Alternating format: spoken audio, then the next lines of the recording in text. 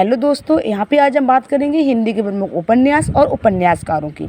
तो यहाँ पे हम जानेंगे कि इन्हें आसानी से हम ट्रिक के माध्यम से किस तरह से याद करें। जैसे मैंने यहाँ पे दिए हुए हैं कमलेश्वर, राजकमल चौधरी, निर्मल वर्मा, राजेंद्र यादव और अब्दुल बिस्मिल्लाह।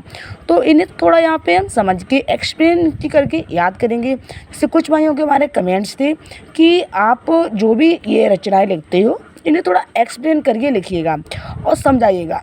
तो मैं कहना चाहूँगी, जैसे वीडियो में तो हम एक्सप्लेन कर सकते हैं, समझा सकते हैं, बट लिखने में किस तरह से समझाया जाए वो मुझे आप कमेंट सेक्शन में बताइएगा। क्योंकि वैसे अगर बात की जाए तो जो भी कवियों की हमारी ये रचनाएं हैं इनकी कोई खास ट्रिक नहीं है। भाई जैसे रचनाएं, एक दो रचनाएं, जो भी रचनाएं हैं इनकी किस तरह से ट्रिक बन सकती है, बट जैसे भी खुद से कोशिश हो पाती है वो मैं करती हूँ। भाई आप लोग भी ऐसा मत करते हो। जैसे कोई छोटी छोटी रचनाएं हैं, भाई खास ट्रिक तो इनकी नहीं बन पाएगी ना। जैसे मैंने कमलेश्वर की यहाँ पे रचनाएं दी हुई हैं, इनकी ट्रिक दी हुई है। जो इनके मतलब सने हैं इन ये जो भी रचनाओं की, वो मैंने नहीं ऐड करी हैं क्योंकि उनमें इतनी दिक्कत नहीं होती जितनी दिक्कत हमें रचना याद करने में होती है। जैसे यहाँ पे मैंने जो अंडरलाइन की हुई हैं ये इनकी प्रमुख रचनाएं हैं, वो हम पढ़ते हैं और समझते हैं। जैसे डाक बंगला में लौटे हुए मुसाफिर एक सड़क 57 गलियों से आए। तो यहाँ पे जैसे जो डाक बंगला है इनकी प्रमुख रचना है, जो अंडरलाइन की हुई है लौटे हुए मुसाफिर एक सड़क 57 गलियाँ, ठीक है, ये इनकी रचनाएं हैं। और इनके सबसे पहले तो हम ट्रिक को जब पढ़ेंगे इसके बाद रचनाओं को अलग अलग डिफाइन कर लेंगे।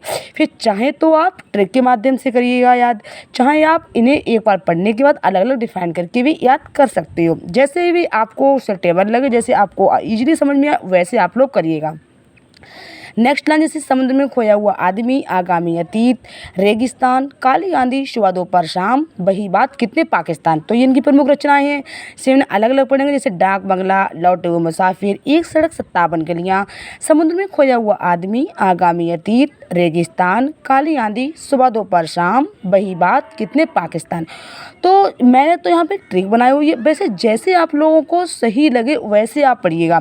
जैसे कमलेश्वर की यहाँ पे प्रमुख रचनाओं की ट्रिक पढ़ी थी, ठीक है, उसे आप पढ़िएगा, वीडियो को देखिएगा और जैसे मैंने समझाया वो आप समझिएगा। भाई अगर आपको दिक्कत है तो जैसे आपने जैसे कमलेश्वर यहाँ पे कहानी पढ़ी है, आप अपनी बुक से भी उस तरह से पढ़ सकते हो और खुद से भी ट्रिक बना सकते हो। सेंस जैसे भी आपको इजीली लगे वैसा करिएगा। मेरे से जैसा हो पाता है अच्छा करने की कोशिश करती हूँ। नेक्स्ट कभी हमारे राजकमल चौधरी आते हैं। उनकी ट्रिक क्या वो हम पढ़ते हैं। जैसे ताश के पत्तों का शहर, 20 रानियों का बाइस्कोप है, अग्नि स्नान में मछली मरी हुई, देगाथा है, जहाँ शहर था शहर नहीं था लेकिन नदी बहती थी। जैसे इनकी रचना को थोड़ा हम सेंस लगा लेंगे। ताश के पत्तों का शहर, भाई ताश के पत्तों का शहर वो तो देखने से यही लगे कि यहाँ कोई भी नहीं रहता है, यहाँ कुछ भी नहीं है, बट वहाँ पर जब देखा जाके तो वहाँ पर 20 रानियों का बाइस्कोप था और वहाँ पे एक अग्नि स्नान भी था जहाँ पे मछली मरी हुई थी और उसकी क्या थी, देह गाथा, मतलब वहाँ पे उसकी बॉडी रखी हुई थी, ठीक है। तो थोड़ा ये सेंस लगा लेंगे हम। वहाँ पे शहर था शहर नहीं था, ये डाउट था, क्लियर नहीं था, बट वहाँ पे नदी बहती थी। तो ये तो हमने ट्रिक पढ़ ली। अब इनकी रचनाओं को अलग अलग हम डिफाइन कर लेंगे। जैसे क्या है, ताश के पत्तों का शहर, 20 रानियों का बाइस्कोप, अग्नि स्नान, मछली मरी हुई, देगा था, शहर था शहर नहीं था, नदी बहती थी। तो इस तरह से इनकी रचनाओं को अलग अलग हम डिफाइन कर लेंगे। अगर आपको इस तरह से भी ना समझ में आए तो अपनी बुक से इन कवियों को पढ़ सकते हो और अच्छे से समझ सकते हो। जैसा भी आपको सूटेबल लगे आप करिएगा। नेक्स्ट कभी हमारे निर्मल वर्मा आते हैं। इनकी ट्रिक क्या वो हम पढ़ते हैं। जैसे रात का रिपोर्टर, एक चिथड़ा सोकर, अंतिम अरंडी में लालटेन की छत पर बेदिन याद आए।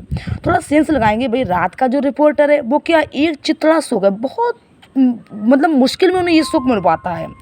लेकिन जो अंतिम अरंडी में लालटेन की छत, अब अंतिम अरंडी इसका हमें इस शब्द का अर्थ भी मालूम होना चाहिए। जैसे अंतिम अरंडी क्या है, जैसे अंडर हम जंगल को कहते हैं, तो वहाँ पे हम जाते हैं तो वहाँ पे जो लालटेन की छत मिलती है वहाँ पे हम जाते हैं तो मुझे वो दिन, बचपन के दिन याद आ जाते हैं।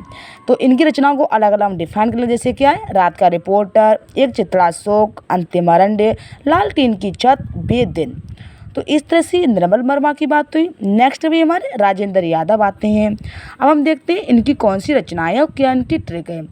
जैसे क्या है, उल्टा की 1 इंच मुस्कान में प्रेत बोलते हैं, उखड़े हुए लोग अनदेखे अनजाने पुल पर सहे और मारते हैं। अब तो इनकी रचना को अलग अलग हम डिफाइन कर लेंगे। जैसे क्या, उल्टा की 1 इंच मुस्कान है, प्रेत बोलते, उखड़े हुए लोग, अनदेखे अनजाने पुल, सह और मात, ये इनकी प्रमुख रचनाएं हैं।